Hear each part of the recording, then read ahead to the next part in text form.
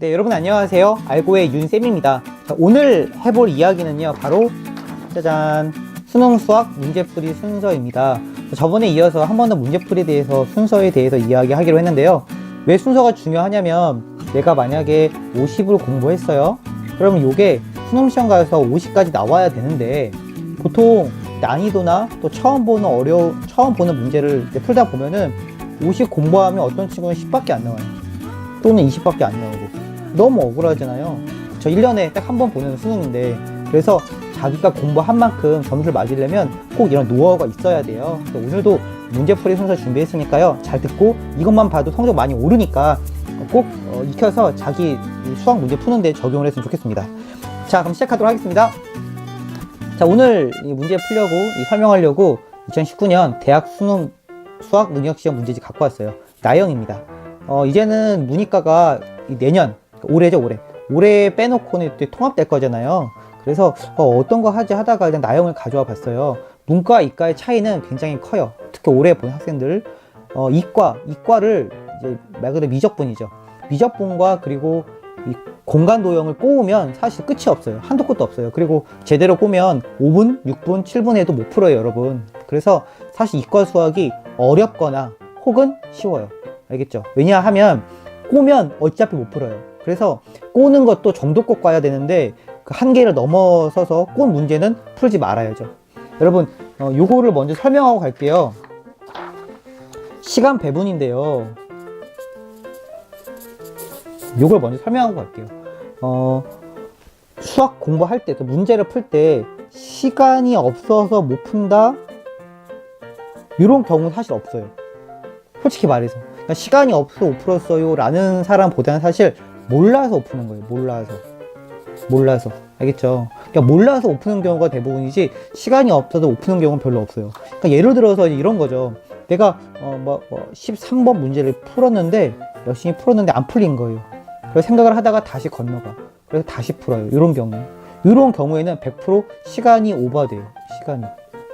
알겠죠? 이런 경우를 제외하고는 사실 시간이 모자라는 경우는 없어요. 왜냐하면 보통 한 문제 풀 때 시간이 오래 걸리진 않아요. 왜냐하면 풀이법도 알고 푸니까.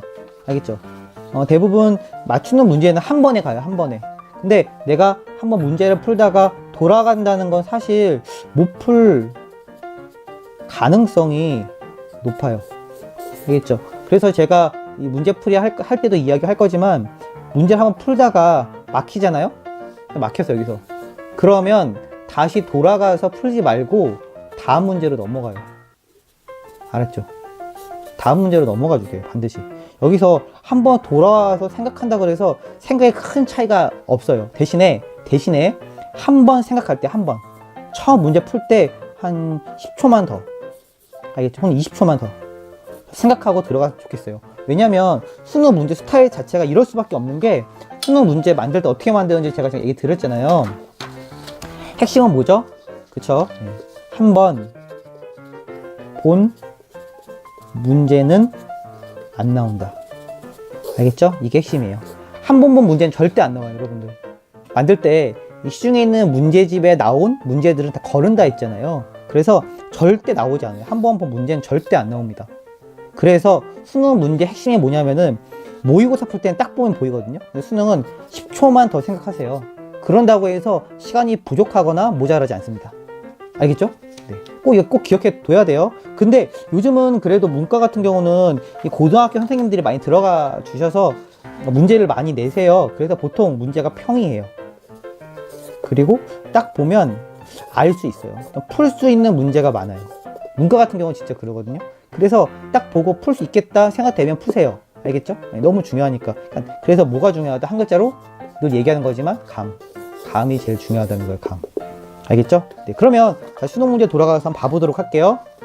자, 수능 문제 딱 봤습니다. 네. 뭘 먼저 봐야 될까요? 당연히 1, 2, 3, 4 먼저 보는 거예요. 알겠죠? 이건 쉬운 문제니까. 네. 수능 풀 때 제 경험담인데 제가 4번에서 탁 막히는 거예요. 여기서 제가 수능 볼 때 처음에 이때 어땠을까요? 손바닥에 땀이 나고 막 긴장하고 그랬어요. 수능이라 그래요. 수능이라서 머리가 더 잘 돌아갈 것 같은데 그렇지 않더라고요. 알겠죠? 그래서 1, 2, 3, 4 하면서 핵심은 똑같다. 뭐랑 똑같아요? 모의고사랑. 이런 마인드 컨트롤 해주는 게 엄청 중요합니다. 알겠죠? 1, 2, 3, 4 그냥 보는 거예요. 그래서 이대로 한 번에 쭉 가는 게 좋아요. 쭉 몇 번까지 가냐면 보통 7번에서 8번까지는 쭉 가야 돼요. 7번에서 8번까지, 그쵸? 8번까지. 여기까지는 보통 가요. 보통 8번까지는 보통 가요. 알겠죠? 웬만한 학생들이 여기까지는 갈 거예요. 그리고 좀 더 간다 그러면은 13번까지, 여기까지는 가요. 기본적으로.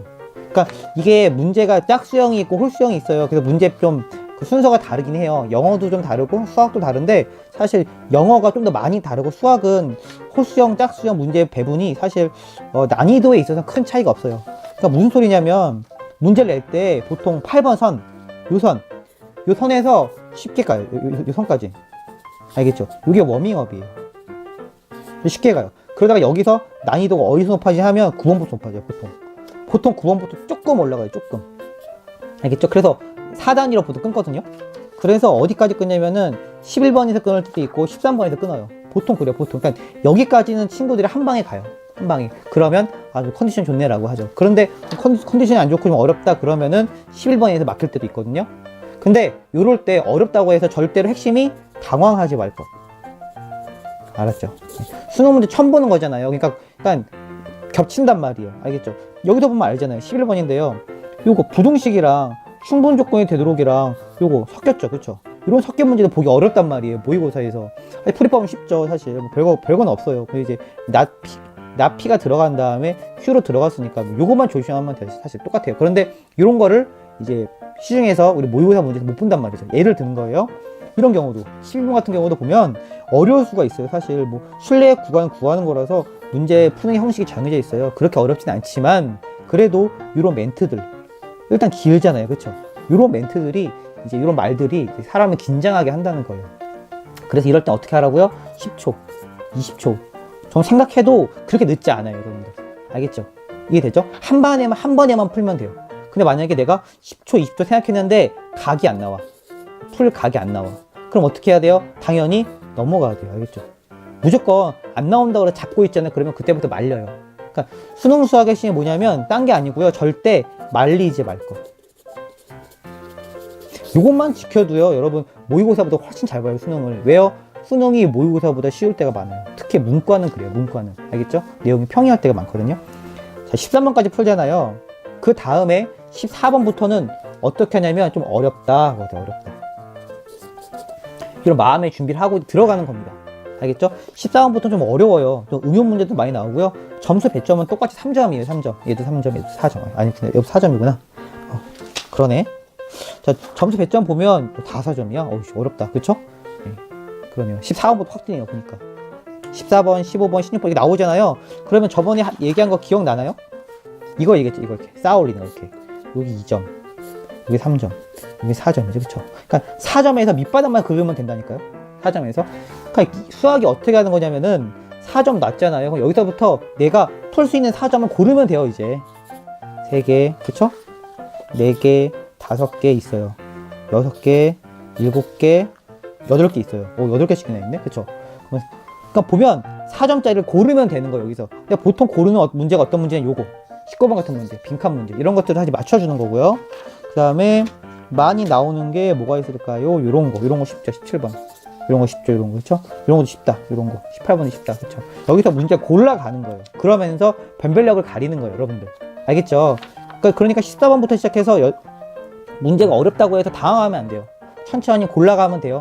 그런데 이 4점짜리를 풀기 전에 먼저 해야 될 게 뭐냐? 여기로 오세요. 반드시. 22번. 그쵸? 그리고 23번. 일로 오는 거예요. 이렇게 이쪽으로. 이해되죠? 무슨 말인지. 그 다음에 24번, 25번으로 와주고. 왜? 풀 수 있으니까. 그 다음 26번, 27번, 28번, 29번, 30번 이렇게 푸는 거예요. 그러니까 제가 무슨 말 하는지 알겠죠? 다시 말하면 2점 깔고요. 3점 깔란 말이에요. 딱 이렇게. 여기서 절대로 흔들리면 안 돼. 알겠죠? 여기서 흔들리면 수학이 어려워지는 거예요. 진짜. 여기서 흔들리면 안 되고 4점에서 좁을 쳐야 돼요. 그래서 여기서 2, 3점짜리 다 풀어요. 그 다음에 어떻게 한다? 검산. 꼭 알겠죠? 검사는 다시 직접 푸는 건가요? 그런 건 아니고요. 눈으로 검사를 해주는 거예요. 꼭. 그 다음에 4점을 하나씩 짚어가면 돼요. 알겠죠? 4점 볼 때는 딴 거 없고요. 생각을 좀 더 깊게. 4점짜리 푸는 방법들은 나중에 영상에서 계속 다뤄 나갈 겁니다, 이제.